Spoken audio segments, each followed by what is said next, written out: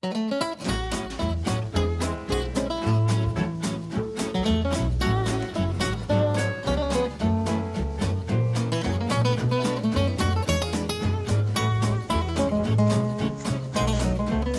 morning, my friends.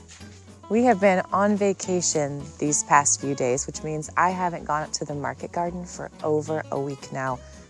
And now that the sandy clothes have been washed and the floors have been swept, it's time to go up to see what harvest awaits us. It's a lot chillier here than it was when we first left. And considering we've spent these last 7 days on a beautiful hot beach in the American South, coming back to really the beginnings of autumn here in the Pacific Northwest is a little bit of a shock. But I thought we could go up to the garden today and see how it fared while we were gone.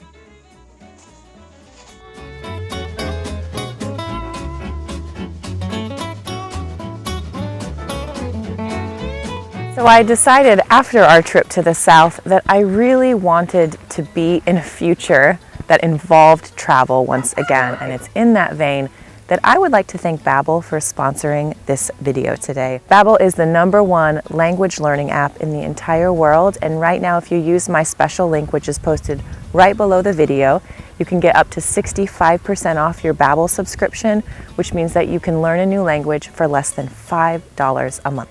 Over 10 million people have already started to learn a new language with Babbel, so whether you're wanting to learn Dutch or Russian or Chinese or Spanish or French or Italian, Babbel has all the languages right there for you in an easy to learn format. Babbel is incredibly effective at teaching people new languages. They can get you speaking a language in as little as 3 weeks.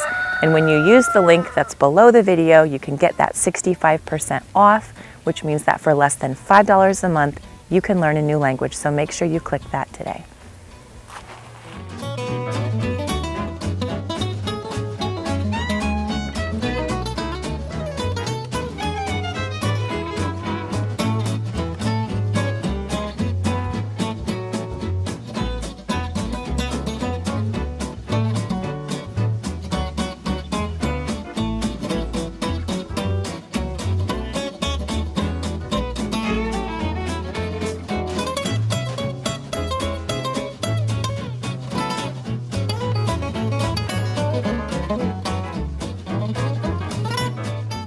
All right, well, it looks like the corn has very much past its prime right now. The kids pulled a bunch of the ears off and we've been just storing them in our cold room. But now the leaves are turning and I think these will actually be a really beautiful little fall decoration for the cottage. So I don't think there's much left on here that's gonna be of any use because by this point, if you haven't harvested the corn, the earworms have. So any of these ears that are left, we'll just toss into the compost heap and then we'll cut the stalks down, take them down to the house.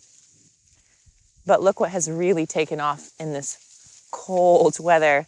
It still gets hot during the day, mid-80s, mid-70s, but it's been getting really cool at night. And that is what parsley really loves. Parsley is actually one of my favorite salad greens. Most people don't use it like a lettuce, but it has so much flavor and it's so good for you. So I'm gonna leave this out here as long as I can, but it doesn't like to get a frost, which we usually get maybe around the first week of October. So I'll have to keep my eyes on the weather and make sure that this isn't left outside. If you just cut the whole plant off right here at the base, it'll grow back next year. And the parsley can kind of be wrapped in a wet tea towel and stored in your refrigerator for a really long time.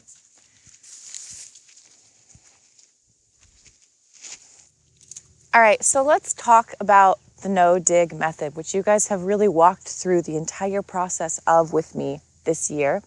None of this was here last year, remember? In fact, earlier this spring, this was just scrubby old pasture. But what I really want to focus on is the weeding, because this is usually the time of year where I have let the garden completely go. And that's just kind of inevitable this time of year. We had an incredibly hot summer. We had 90 days straight of over 90-degree temperatures, which was absolutely exhausting to work out in. And now that we're here in the beginning of September, we're homeschooling our children. And so the focus has shifted from things out here to really things inside the house that need to be taken care of. But look, I mean, there is almost no weeds out here, which is just extraordinary. Now, there were weeds this year, and I would say it's probably taken on average about 3 or 4 hours of weeding a week to stay on top of this. The majority of that was just that stupid bindweed that just came up through where we didn't do the cardboard correctly. So we could have probably eliminated even those 3 or 4 hours of weeding if we would have just double or tripled up on that cardboard. But other than that, I mean, look at it. I'm really, really happy with the results. If you needed any further proof that I'm not that great of a gardener, I would like to show you my tomato patch. Once again, I have let them get completely overrun. I mean, the reality is we're so hot and dry here, we just don't deal with blight, we don't deal with slugs, we don't deal with, any of the things that really challenge tomatoes. And because it's been such a hot year, they've been incredibly happy, and I have not done the job of pruning them. So, I mean, this is just an absolute mess. And I know that there's tomatoes in there, but what I'm gonna have to do is just hack these back until I can even find the tomatoes to get them off of the tomato plants before any frost comes and takes them all anyway. I would really like, I know there's some big old green ones in here.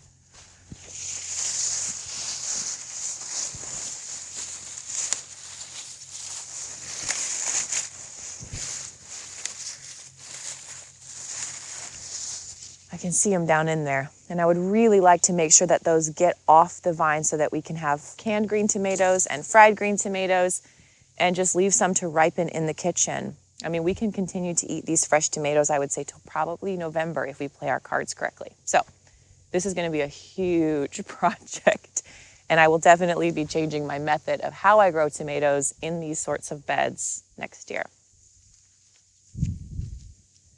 All right, this is probably the healthiest okra that I have ever grown. It seems to be a huge fan of the no-dig method, where we're growing really in those top 2 inches of compost. Now, this is what happens to okra, if I can even get it off, when you go on vacation and you don't harvest it before you go.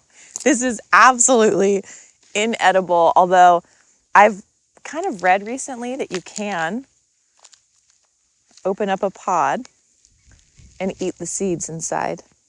But I'm not going to do that. I mean, it's just not the time of year for me to do that. So what I'm going to do instead is just harvest the top pods. So you can see the pods get bigger as they grow on the plant. These are all the pods that I have missed. Look at all that. What a waste. But the top pods are still nice and tender. And I actually had a really delicious, super spicy pickled okra when we were down in South Carolina. And I think that would be the perfect thing to do with this little bit of okra still. Okra likes it really hot, so I know it's kind of going to be on its last legs as the nights get colder. But overall, I'm really happy with this harvest. We just need to get in here and get the last of it.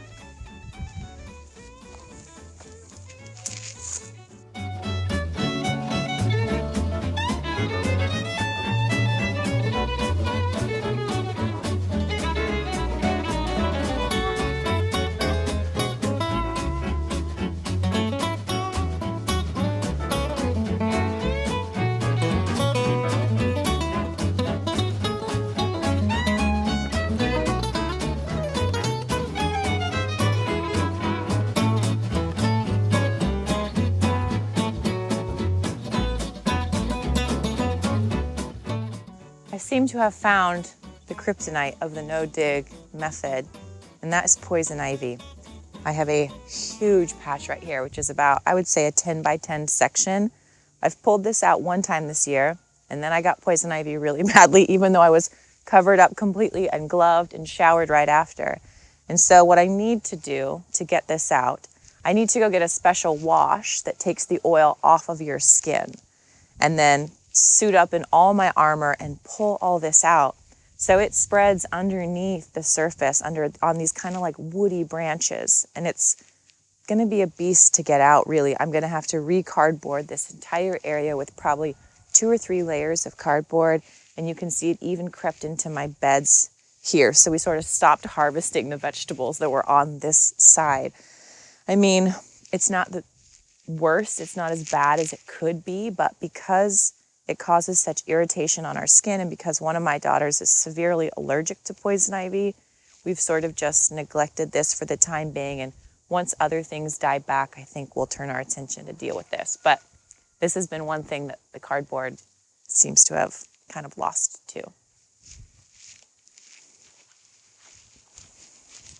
All right, I wanted to run a little experiment with this bed. So I've got eggplant and tomatillos, and then I did some of our potatoes in here.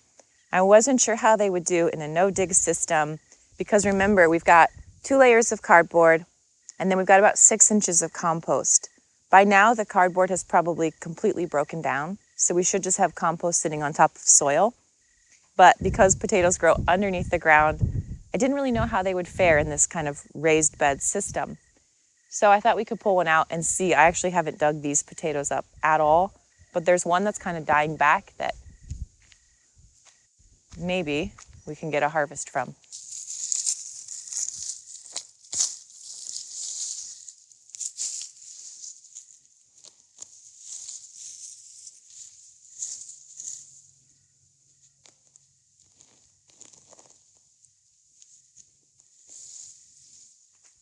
Well, that's anticlimactic, isn't it? I'm gonna need a tool, I think, to... This worked much better on Charles's video. I just see a bunch of, yeah. So this is the initial seed potato that we planted. That's what the plant grows out of. Don't eat that, it's no good. Yeah, this doesn't look good. Well, maybe it's just further down. Let's see.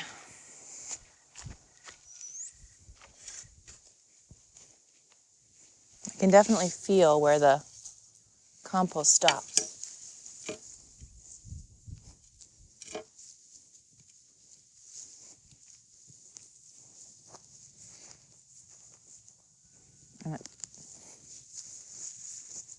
Well, that is just disappointing, isn't it?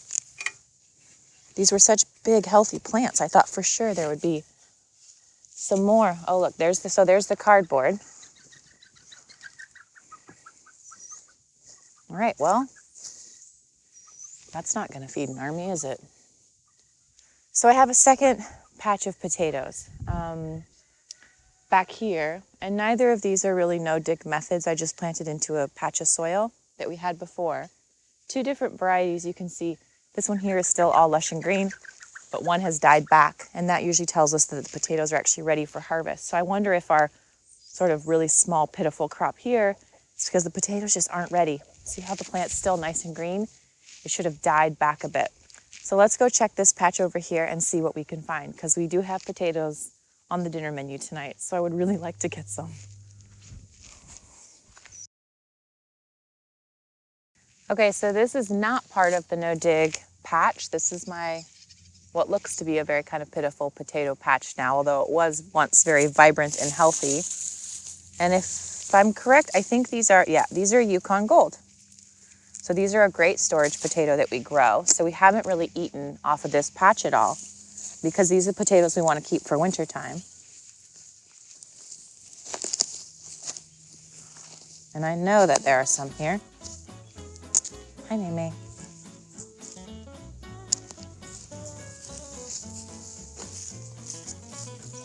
They just require a little digging.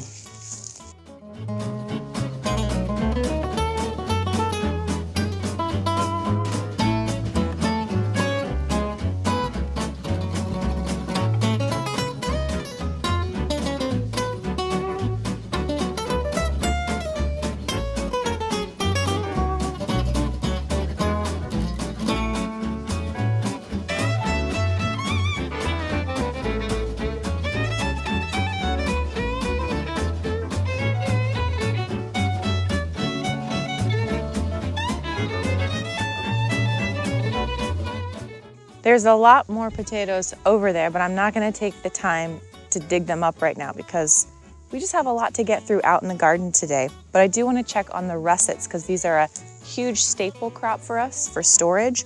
And overall, this patch still looks really good.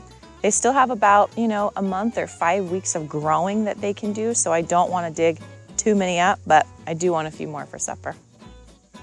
Let's take a peek here.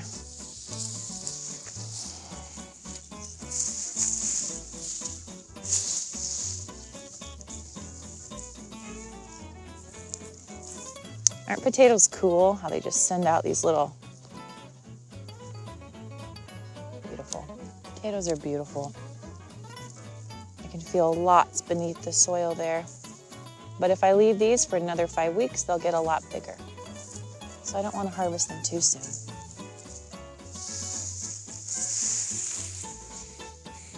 Go check in the back.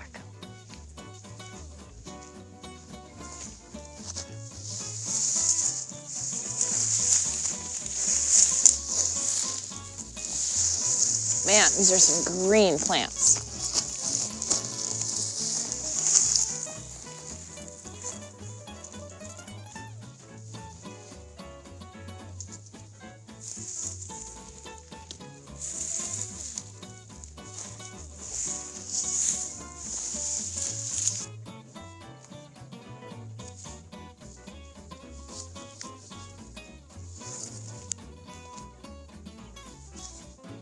Well, one of the biggest changes in my garden that happened while we were gone for the last week was the squash you can see all died back. This isn't that unexpected at this time of year as the nights get cold. And frankly, the squash beetles won this year. I want to show you what they look like. They're disgusting. And they're going to be a struggle every year, especially if you grow different varieties of squash or you grow a lot of squash. Now, there are different methods you can use. Some people spray the leaves with neem oil. Some people take a duct tape and lift the leaves of the squash up and make sure that they get the squash eggs off, or the beetle eggs off rather. But I'm just not going to do that. I grow way too much to be turning over every leaf to look for eggs. And so I know inevitably at some point in the season, the squash bugs will win, and they have. But I do still have a lot of beautiful butternut squash here, which is a storage variety that I grow, and then spaghetti squash as well. So we're going to just clean sweep what needs to be harvested out of here and then go store it in the root cellar. All the vines can just be composted. And then what I'll be left with is actually almost 3 or 4 full beds that need to be put to bed for the winter. And to do that, we just wheelbarrow a couple loads of compost on the top and put about 2 new inches of fresh compost over the top of each bed, and then it'll be ready for planting in the spring. I have a succession planting of some beets and carrots over in the far corner, but these beds I really don't have anything to grow in, so they're kind of done for the year. You can see these squash kind of look gross. They've got this sort of liquid on the top, but that can easily be hosed off. It's just from the beetles being on there and the dying foliage. So before I put these into storage in the root cellar, I'm just going to hose them off, because if food doesn't look good, I don't want to eat it. Also, when you're putting up squash for storage, you can see, well, this one's okay, but if it's wrinkly at all or if it's bruised, it will not store well. So you either need to use it right away. Like, see how the end of this one is sort of wrinkled and it's a little bit soft? It won't store. So you can use it right away, or you can just put it in the compost. The leeks grew a ton while we were gone, and I love when that happens. It's so rewarding. These were started in the greenhouse in February. They've been growing forever, but they're well worth it. And I actually put a few leek soups on the menu this coming month. It always is extraordinary, the amount of roots. A ton of them broke off there that a leek has. Now, this is a staple crop for the winter. For one, it'll hold in the ground for a really long time. For two, you can store it in the cold room for a really long time. And so it's a great way to eat greens and onions. Well, onion family through the winter. It's just beautiful. So I'm not going to pull all these out today. I'll probably just pull a few to incorporate into our menu. But those can happily stay in the garden for the next 5 weeks until the frost. This, on the other hand, will die immediately at a frost. This is our basil patch, which at the beginning of the season, I do a really good job of pinching off the flowers so that the basil will grow the leaves, which is ultimately what we want. But you can see I sort of lost this battle. And every time I've come out to pinch them, the bees are everywhere. And I got a sting right in the eye this year when I was had my head down in some rosemary. So now I'm a little bit more weary than I normally am. But still, we have some really extraordinary basil that needs to be harvested. So this will be made into pesto. That's my favorite way to preserve basil. I'll make sure actually I have a recipe. I'll share it below if you guys would like to make some. But I just pesto. Pesto's good. I just keep that jarred either in my cold room or in my freezer. All right, I knew this one would take a little bit of a hit with us being gone because when the gardener is away, the cucumbers will grow. And when you're trying to grow pickling cucumbers, really small, you need to harvest them every day. And obviously, I was not out here every day. And so I'm not really sure what's going to be hiding other than pickling cucumbers are not supposed to be this big. I already have a ton of these, so I don't have a use for these cucumbers right now, which means I will probably just give them to the chickens. But what I need to do, ooh, look at this guy, is go through and pull off all the perfect pickling cucumbers. And these could actually be pickled in a jar right alongside my okra. I ferment these. I'll share a recipe for that below too. We did a video showing you how we preserve cucumbers last year. And, oh yeah, see, they're all just huge. Oh my gosh, look at this one. Now I know this looks like a lot of food, but when you're growing pickling varieties, a lot of times when they get this big, they get bitter, they get really seedy, and they're not that enjoyable to eat. But luckily we have a cow and chickens, and they do really like to eat them.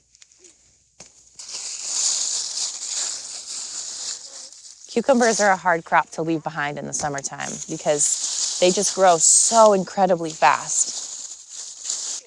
Last week, we showed y'all how to make a fermented hot sauce. So check out that video if you haven't.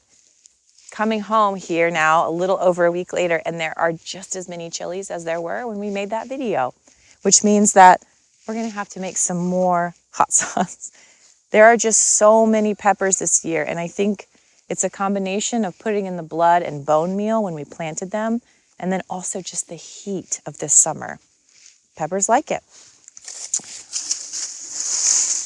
So this bed is a bit of a confusion to me.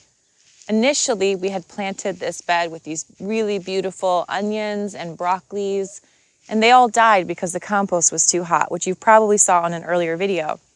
Well, after letting the compost sit for about 6 weeks, we then replanted it with some squash and some melons and sweet potatoes. I've never grown sweet potatoes before. This was a complete trial, and they are what you see blanketing basically this entire bed.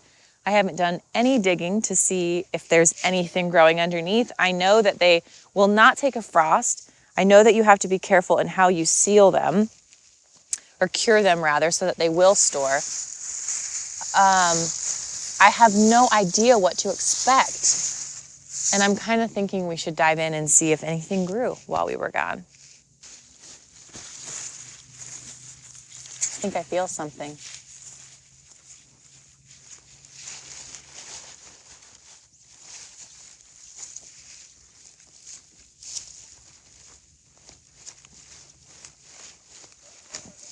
Oh my word. You guys. Ah! Look! Sweet potato. Ha! I didn't think that would actually work.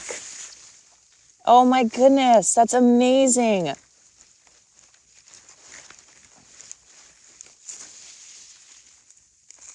sweet potatoes. That is just fantastic. I don't know if you can see this, but where I put the slip. So the slip is a teeny little piece of green, like greenery, a little sweet potato start. And all I did was plant those in this bed. And now where that slip was is a just mountain. You can just see a bulge of earth from all the sweet potatoes underneath. This is so exciting to me because this is a massive bed. And it was a trial to just stick sweet potato slips in here. So this is cool. And I hope that they're delicious. Wow, how fun.